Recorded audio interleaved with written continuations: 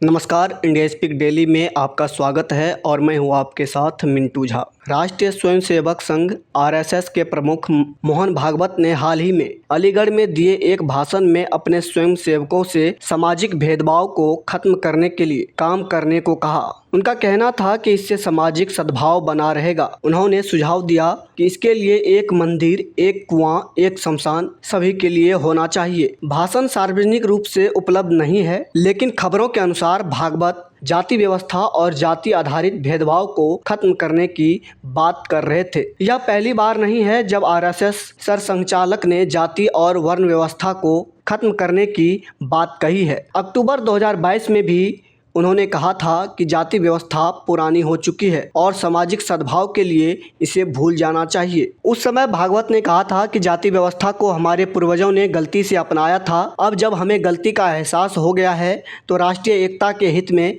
इसे छोड़ देना चाहिए। आरएसएस प्रमुख मोहन भागवत यहीं पर नहीं रुके। उन्होंने कहा कि भगवान के सामने सब बराबर है। जाति व्यवस्था पंडितों ने बनाई थी। उन्होंने कहा हमारे निर्माता के लिए हम सब बराबर हैं, कोई जाति या संप्रदाय नहीं है। ये अंतर हमारे पंडितों ने बनाए हैं। हालांकि भागवत पहले आरएसएस प्रमुख नहीं है जिन्होंने जाति को खत्म करने की वकालत की है। आरएसएस के तीसरे सरसंघचालक बाला साहेब देवरस ने 1983 में सामाजिक समरसता शब्द दिया था। उन्होंने इस उद्देश्य के लिए सामाजिक समरसता मंच की स्थापना की। समरसता मंच सांस्कृतिक कार्यक्रम आयोजित करता है जिसमें विभिन्न जातियों के लोगों को आमंत्रित किया जाता है। अब संघ प्रमुख को कौन बताए जिस जाति व्यवस्था की बात संघ प्रमुख मोहन भागवत कर रहे हैं? क्या वह यह बता सकते हैं कि संविधान के द्वारा जिस प्रकार से जन्मजात जाति का प्रमाण पत्र दिया जाता है, क्या वह उसे खत्म कर पाएंगे? इस देश में ब्राह्मणों पर आक्षेप लगाना एक फैशन हो गया है। जिसे देखो वह ब्राह्मणों पे और पंडितों पे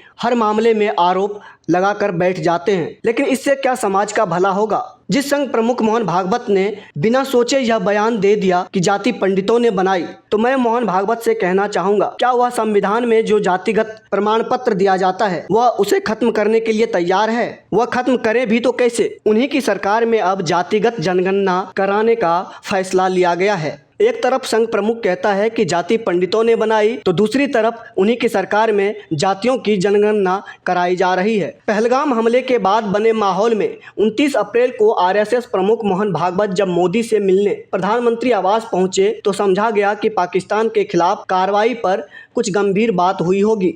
लेकिन अगले ही दिन कैबिनेट फैसले की खबर आई तो साफ हो गया कि मुलाकात का मुद्दा तो जातिगत जनगणना रहा होगा। अब तो पक्का हो गया कि मौजूदा राजनीतिक समीकरणों के दबाव में बीजेपी सरकार के जातिगत जनगणना कराने के फैसले को संघ को भी मोहर लगानी पड़ी है। देखा जाए तो संघ हमेशा ही कास्ट पॉलिटिक्स करता रहा है, क्योंकि संघ के हिंदुत्व के एजेंडे में जातीय राजनीति बहुत अहम भूमिका निभा रही है। कहाँ एक मंदिर, एक कुआं और एक शमशान भूमि की पैरवी करने वाला राष्ट्रीय स्वयंसेवक संघ अब अपना ही रुख बदलने को मजबूर हो गया है। सार्वजनिक तौर पर संघ और बीजेपी ने सामाजिक समरसता के लिए हमेशा ही सभी जातियों की बात की है और कटघरे में ब्राह्मण समाज को खड़ा किया है। अगर बिहार में विधानसभा का चुनाव नजदीक नहीं होता तो बीजेपी सरकार जाति जनगणना कराने की जल्दबाजी कतई नहीं दिखाती, और वो भी तब जब पूरा देश आतंकवादियों के खिलाफ आखिरी दर्जे की कार्रवाई का इंतजार कर रहा हो। एक तरफ कहा जाता है कि आरएसएस अपने सामाजिक समरसता अभियान के तहत हिंदू समाज को एकजुट करने के लिए लगातार काम करता रहा है। संघ के हिंदुत्व के एजेंडे का समाज पर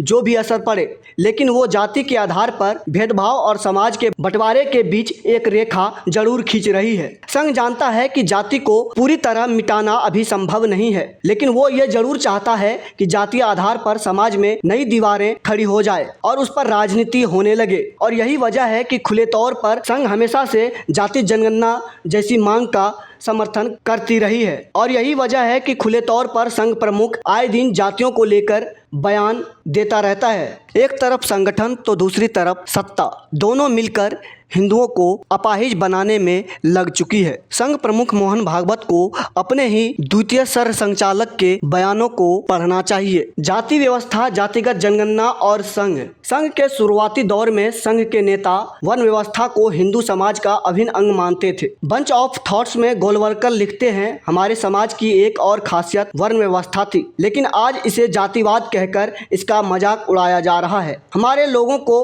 वर्ण व्यवस्था का नाम लेना ही अपमान आपत्तिजनक लगता है। वे अक्सर इसमें निहित सामाजिक व्यवस्था को सामाजिक भेदभाव समझ लेते हैं। गोलवलकर का कहना था कि वर्ण व्यवस्था के पतनशील और विकृत स्वरूप को देखकर कुछ लोग ये प्रचार करते रहे हैं कि यह वर्ण व्यवस्था ही थी जो इन शताब्दियों में हमारे पतन का कारण बनी। साथ ही गोलवलकर का यह भी कहना था कि जातियां भारत में प्राचीन काल से थी और ऐसी कोई मिसाल नहीं मिलती कि जातियों की वजह से समाज की एकता खंडित हुई हो या उसकी प्रगति में कोई बाधा आई हो। लेकिन इन्हें पढ़ाई लिखाई से कोई मतलब तो है नहीं। इनका मकसद तो हिंदुओं की मौत पर अपना संगठन और सत्ता को मजबूत करना है। आपको बता दें कि हिंदुत्व की राजनीति पर गहरी नज़र रखने वाले फ्रांसीसी विद्वान क्रिस्टोफर जैफरलो ने साल 2020 में अपने एक लेख में लिखा था कि मराठी ब्राह्मणों द्वारा बनाए गए आरएसएस ने सभी जातीय पृष्ठभूमि वाले हिंदुओं को धीरे धीरे अपनी ओर आकर्षित करने की कोशिश की है। उन्होंने लिखा है, असल में आरएसएस तत्कालीन महाराष्ट्र में अंबेडकर के नेतृत्व में दलित राजनीति के उभार की प्रतिक्रिया में सामने आया है। तब उस इलाके में अंबेडकर ने पहली बार जाति विरोधी आंदोलन शुरू किया, जिसमें महार सत्याग्रह और दलितों के मंदिर प्रवेश की मुहिम थी। आरएसएस को पता है कि सत्ता में बने रहना है तो बहुजनों को साथ जोड़ना होगा। इसी के तहत बीजेपी अब संगठन और सरकार में जाति का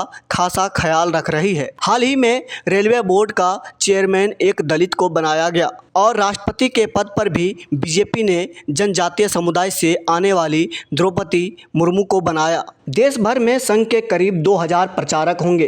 इनमें करीब से 20% से ज़्यादा दलित हैं। पहले ऐसा बिल्कुल नहीं था। इससे साफ अंदाजा लगाया जा सकता है कि संघ का यह बयान हिंदुओं को खंड खंड तोड़ने में कोई कसर नहीं छोड़ेगा। अभी के लिए फिलहाल इतना ही। तो इसी तरह की महत्वपूर्ण जानकारी के लिए बने रहिए इंडिया स्पीक डेली के साथ। धन्यवाद।